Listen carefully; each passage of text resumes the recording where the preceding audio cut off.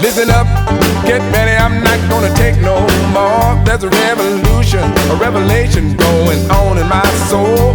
Buckle up, get ready, we're not gonna sit back. Comrade brothers and sisters, welcome back to Live from the Heartland for the 27th of March. And I'm still Michael James. I'm here with Thom Clark. And our next guest is somebody I met in Cuba in 1997. I've always loved Cuba. As a young guy, I saw all the stuff about Castro in the hills. And lo and behold, it took a long time, but I went to Cuba in 91 for the Pan American Games.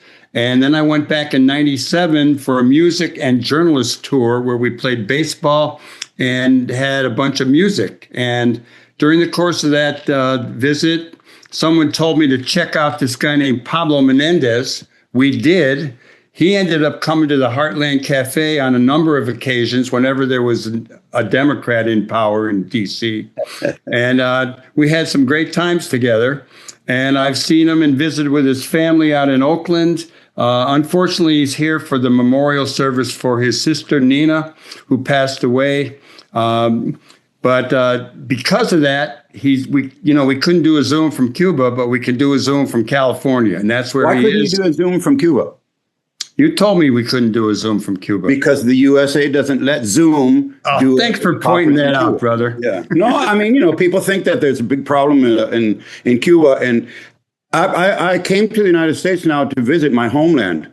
Which a basic human right would be to come with my wife, who's Cuban, right? And she's been to the United States 6 times already during the Obama period when they had the 5-year family visit thing. And so I worked about 2 years on getting a family reunification or some way so that she could come with me, when my mom passed, when my sister passed, or for this memorial. It's a basic human right, right? Well, the United States does not let her in, and they're not giving any visas. I mean, if she came here on a boat, on a raft, that would be different.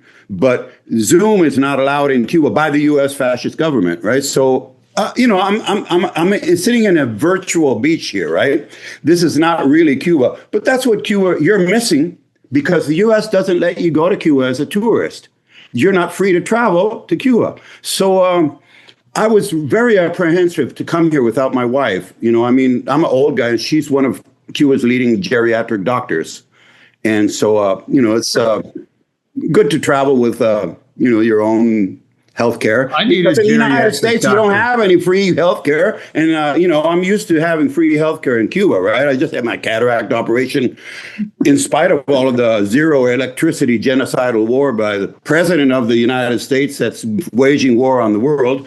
I'm trying to be very short and condensed here, but I was very apprehensive because this country has drive-in shootings, mass deportations. The airports are going crazy because they don't even have the, money to pay the TSA workers. This is a dangerous country to travel in. Now, if you come to Cuba, come and sit on the beach and have a margarita and have a mojito and have a beer and, have some really great music. Well, the United States doesn't let you come as a tourist, but you can get on a plane in Miami, or you can go through Mexico, and you can just say, I'm going in support of the Cuban people. There's, 12 different categories, and there's nothing, that nothing will happen. So the best thing that you can do right now is get on a plane and go to Cuba. That's just what happened right now. I'm very sad to be in the United States for this memorial, besides the fact that it's a memorial for a really great person, Nina Menendez. But my main concern was that people from all over the world, from Italy, from England, from Latin America, from the United States, are coming to Cuba in a big flotilla and convoy of humanitarian solidarity help, bringing everything from solar panels to food or, whatever it is, to oppose this genocidal strangle. We can't breathe because of this guy that was not really elected in the United States. You don't have democracy in the United States because you only have, about a third of the people voted for they say that Elon Musk messed with the machines. And this guy spent 4 years trying to figure out, how do you rob an election? How do you steal an election? Just a little bit so they don't notice. But, 70 million people voted for the this woman, and then 90 million people stayed home. That's 160 million people did not vote for this guy. And anyway, now he's rolling back everything that everybody and the people of the United States fought for during the 60s, the 70s, 40s, 30s, all these years fighting to try to make the country better, to try to make the world better. And he's rolling that back. He has all of the members of the mafia are in the cabinet or whatever the positions of power, and actually people in the United States are afraid to go out because you might be shot by an ICE agent or something. So it's terrorism against the people. And I really think I'm living in the safest place possible, and I invite you all to come down to Cuba because we don't have electricity. Well. Chinese have invented a whole lot of big, backup things you can bring. And I have one. I keep the electricity on at home, lights and TV and refrigerator, and you think, well, not everybody in Cuba can buy one. But if I don't use the electricity when it's on because I have a solar panel, then I'm not using the electricity that has a heavy subsidy from the government and is sold at dirt cheap prices, not like Puerto Rico, where they've gone up like 17 times. You saw the whole Bad Bunny thing that started out with a protest about the blackouts in Puerto Rico. Blackouts in Ecuador, which has like 80% hydropower, right? And they're buying electricity from Colombia, right? I mean, blackouts in Houston, blackouts in California, no, you only hear about the ones in Cuba and about how much we're suffering. And because it is the most powerful country in the world, the biggest military might, the United States, the president declared a national security emergency because of the threat from Cuba. How is it possible that 330 million people in the United States believe any of this shit? Can you say shit on your podcast thing? I don't want to. Did. Apparently we can. So anyway, come to Cuba. You can hear some great music. Al, we're going to play that song, Come to Cuba. He has that song, Come to Cuba. Make sure that's in the Irving Berlin, another great immigrant. Irving Berlin and almost every great, there's a lot of great artists and great people. The United States cannot live without immigrants. That is the basic truth of this country. Everybody there is an immigrant. Anyway, there'll be a lot more immigrants in a few years, I dare say.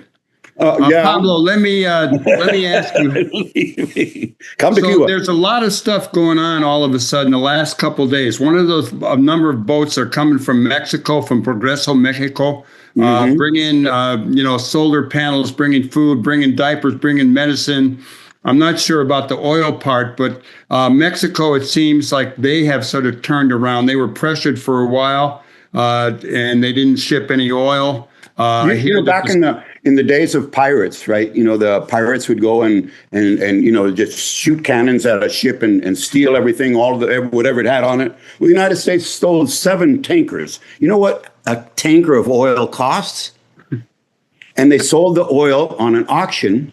Supposedly, the whole thing was about, it's all about rivalry with, China. But, the Chinese bought the oil on an auction, right? So,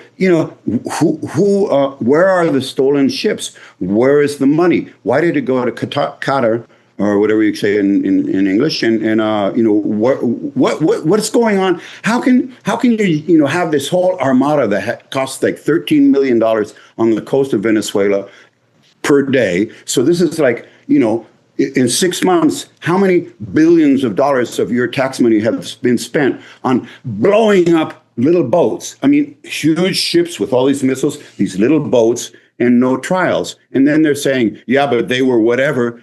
None of that has a death penalty. So it's murder if you blow up people in little boats, right? And that's what the United States is doing right now around the world. And we're in Cuba, like at the beach, drinking our mojitos and saying, "What the, and I'm going to have some Chinese backup." Put that down, Hal.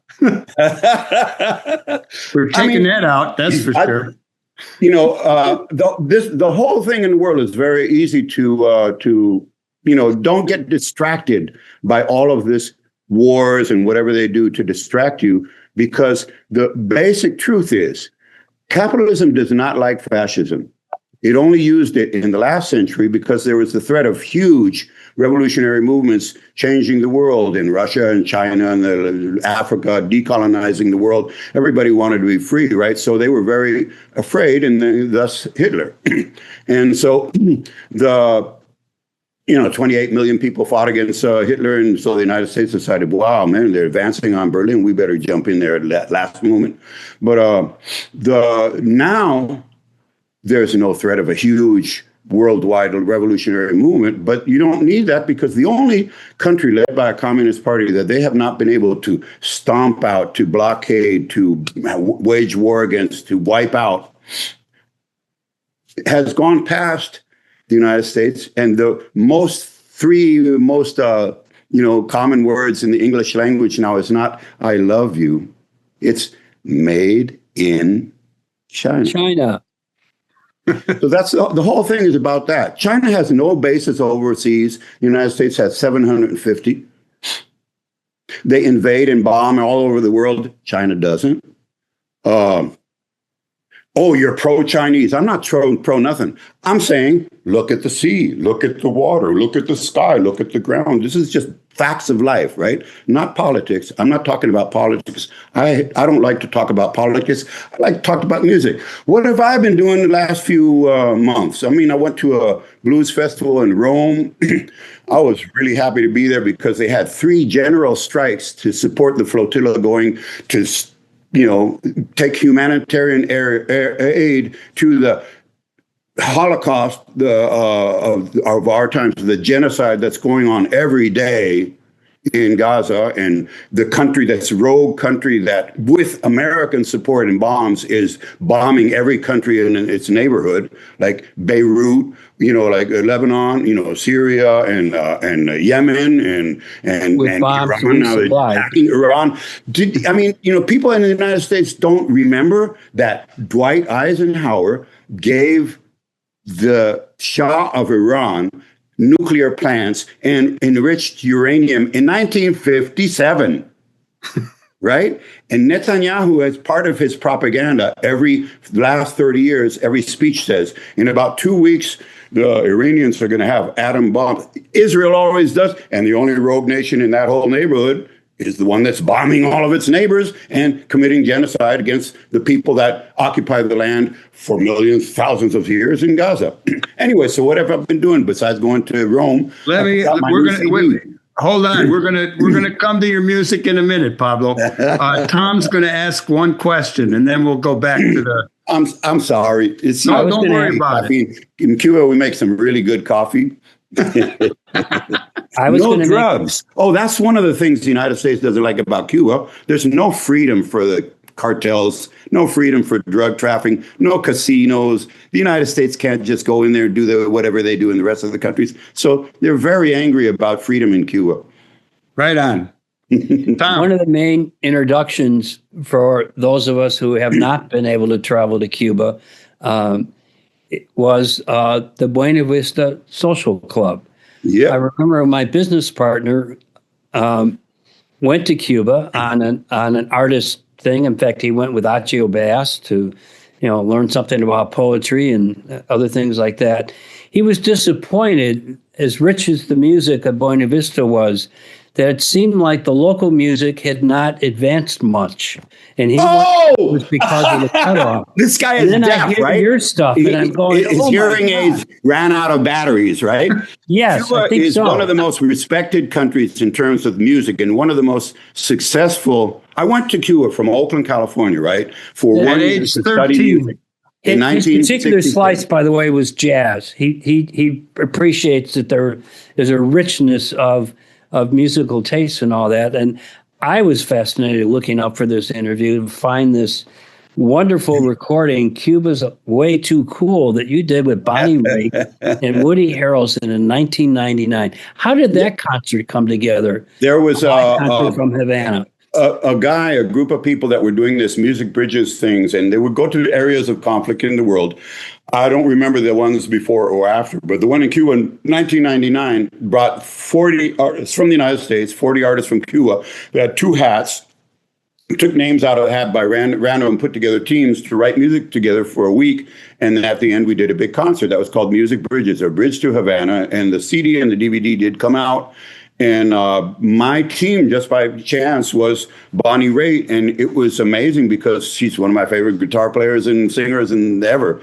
And it turns out that I was, like starstruck. And here she is sitting in my living room. We're going to write some music together with the actor Woody Harrelson and the guitarist, Cuban guitarist Ray Guerra. And she says, yeah, well, for me, it's so fascinating and emotional to be in the house of the son of one of my idols and role models, Barbara Dane. And Barbara Dane is my mother, the first public person from the United States to defy the State Department ban on travel to Cuba in 1966. And she did a concert tour all over the island, sang blues and jazz and, folk music and all the stuff that she basically is one of the artists that defined a lot of those genres: classic blues, traditional jazz, folk music, whatever songs you might sing in a demonstration. All of this was kind of like defined by her in the late 50s, early 60s. And she's one of the great artists of all times. And I heard this from Amy Goodman on Democracy Now! Because for me, it's just my mom. I always just thought, she was there until she wasn't. But she was the first artist. And that's how when she was comparing the life of youth in the United States, with doing everything possible to not be forced to go and die for U.S. oil and invading countries in Southeast Asia.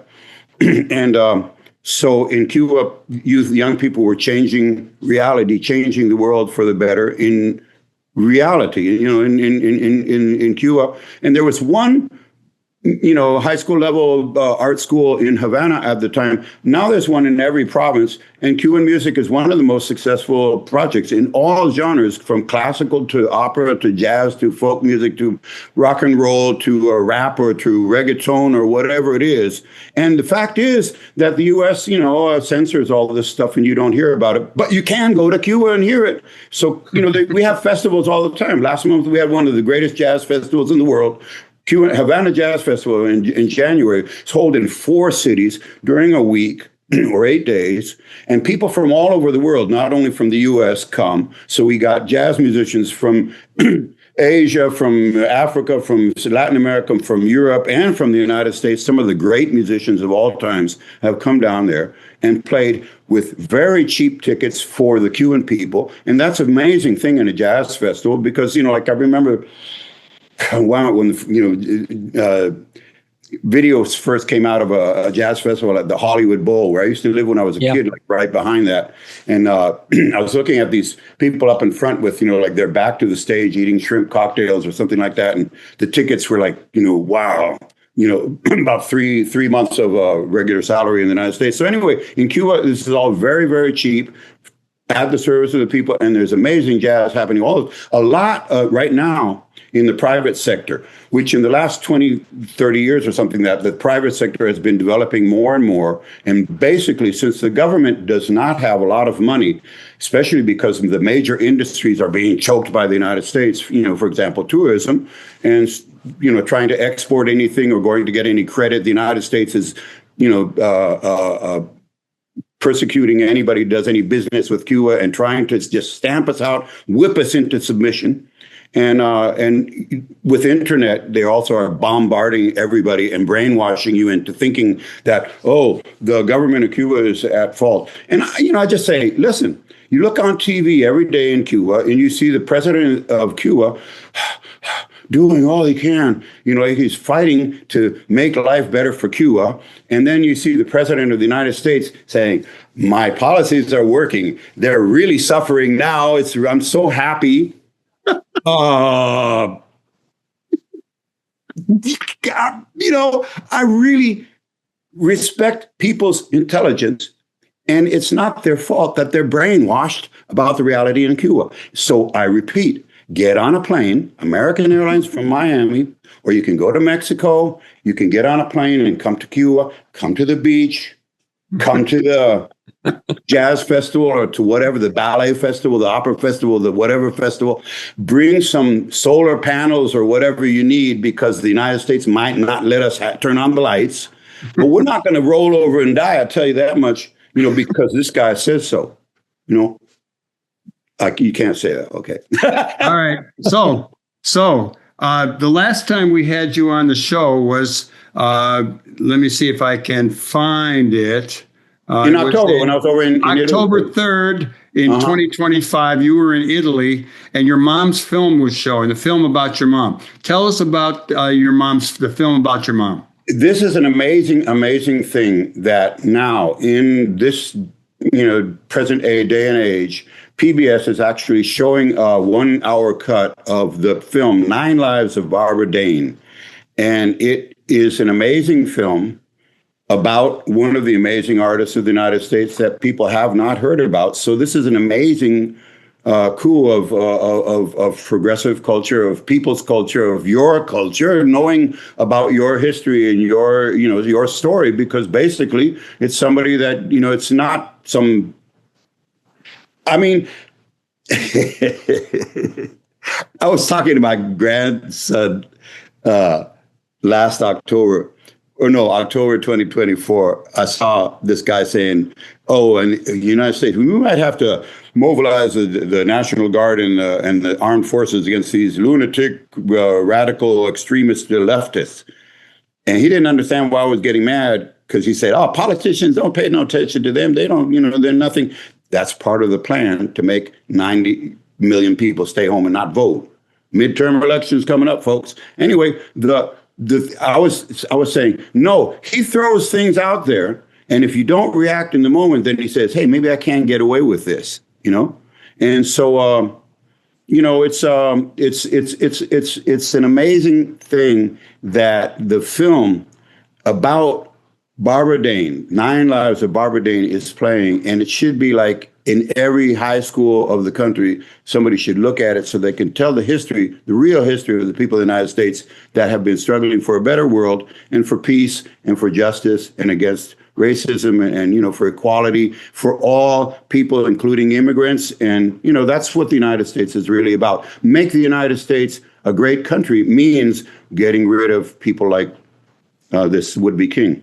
Well, I'm really glad I got to meet your mom, and I do have photos you haven't seen of when you were playing in Oakland, and we were in Berkeley, and I hung out a little bit with your mom. Also, I'd like to say we're real sorry about your sister Nina, who we got to know when you played at the Heartland Cafe. And why don't you tell us in the few minutes we have left, Pablo, before I go book my ticket to Cuba on American Airlines, how about telling us a little bit about your band Mezcla and how you're doing and what's going on with the band? My band Mezcla, like most musicians in Cuba, is we're subsidized by the state, but the state doesn't have any money to pay us with, so you're getting not able to maintain as in years past. All these years, it was possible to live just from that. A lot of people now in my band are doing other jobs like teaching or music or doing piano tuning or stuff like that, and most of them have some sort of a electric motorbike or electric car or we get around and we do stuff and we're working as usual. And I just put out my new CD, but it's a CD that I've been working on for some time. That is, these shiny things. Let me explain for young people. These things, it's in the past, people used to have these shiny things, round things that had music on them, right? So, it's called a CD, and you can actually play music. But I wanted people to be able to do things like see the film about my life. So I found out that you could do a QR code, and with the QR code, you can actually just point your phone at the picture there. You see the QR code to there. You'll have to send that to our engineer Hal. He'll be able to put it up. And you can see a film on YouTube about my life called So Near, So Far. And this is an homage to my sister Nina Menendez and to my mom. In loving memory, Barbara Dane and Nina Menendez.